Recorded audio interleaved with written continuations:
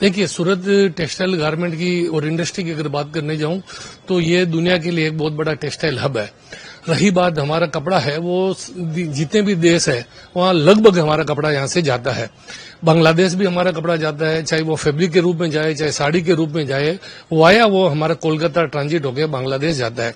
लेकिन पिछली टाइम से आप देख रहे हैं, जब से यूनू सरकार आई है तब से जो घटनाएं घटित हो रही है, वहां पे जिस तरह हिंदुओं को जलाया जा रहा है, जिस तरह मारा जा रहा है, उसको देखते हुए व्यापार तो हमारा काफी कमजोर हो गया पहले से।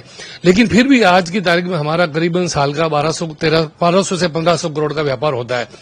लेकिन ये व्यापार के साथ साथ में जिस तरह की वो घटनाएं घटित हो रही है, तो हम ये सोच रहे हैं कि जब हम यूएस जैसी कंट्री जहां पे इतना 50% टैरिफ लगाया, लेकिन हमने हमारी सरकार, भारत सरकार से कभी ये नहीं कहा कि आप इसमें कुछ कीजिए। तो बांग्लादेश तो है क्या है, जिस बांग्लादेश को बनाने में भारत की अहम भूमिका रही, उसको स्वतंत्र देश बनाया, आज वो बेटा बाप को आंख दिखाए, तो ये हमारे को उससे हम नहीं समझ सकते कि इस तरह से वो अगर घटनाएं करता है तो हमें व्यापार करने में उनसे गुरेज रखना पड़ेगा।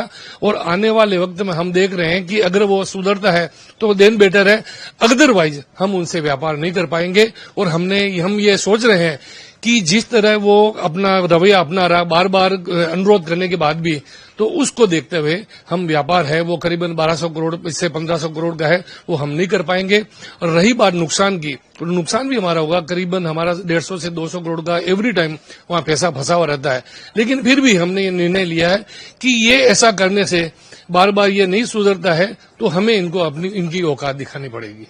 पूरे विश्व के अंदर धार्मिक स्वतंत्रता है, एक छोटे से विषय को लेकर के धार्मिक उन्माद की स्थिति जो बांग्लादेश उत्पन्न कर रहा है, वहां के युग जो है उत्पन्न कर रहे हैं, उसके कारण वहां का पूरा बिजनेस जो है वो ठप है।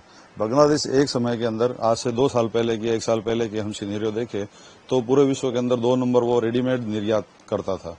लेकिन अभी जो है उसकी स्थिति खराब हो गई। हम भी वहां पे निर्यात करते थे और आयात वहां से भी होता था, लेकिन अभी हमारा जो एक्सपोर्ट है वो तो बिल्कुल बंद है, क्योंकि वहां पे असमंजस की स्थिति है, पेमेंट आ नहीं रहा, पेमेंट रुका हुआ है। और पेमेंट रुका होने के कारण यहाँ पे भारी नुकसान का सामना जो है व्यापारियों को करना पड़ रहा है। हो सकता है आगे सरकार इसमें हस्तक्षेप करे, लेकिन आज की स्थिति में काफी पैसा जो है वो बांग्लादेश में फंसा हुआ है।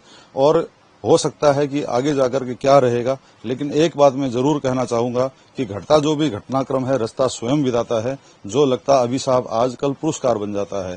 आज हो सकता है कि हमको थोड़ा अलग लगे, कल समझ लीजिए ट्रंप ने हमारे ऊपर टैरिफ लगाया था, हमने झुकने वाली स्थिति नहीं थी, हमको उससे कोई फर्क नहीं पड़ा, हमारा व्यापार जो है हम अपने निरंतर गति से करते रहे। वैसे बांग्लादेश जैसे देश से हमको कोई ज्यादा फर्क पड़ने वाला नहीं है, लेकिन बांग्लादेश का जो ये अराजकता की स्थिति है, उसके कारण भारत को आगे समय के अंदर लंबा फायदा होगा। क्योंकि जो वहां की जो रेडीमेड इंडस्ट्री है वो पूरी की पूरी भारत के अंदर शिफ्ट हो जाएगी, क्योंकि हमारे ही लोग जो है वहां पे रेडीमेड कपड़ा बना करके और वापस भारत को ही निर्यात करते थे, डंपिंग होती थी, वो सब बंद हो जाएगा अगर, तो यहाँ के व्यापारियों को वो फायदा होगा, यहाँ के लोगों को फायदा होगा, यहाँ के मजदूरों को फायदा होगा।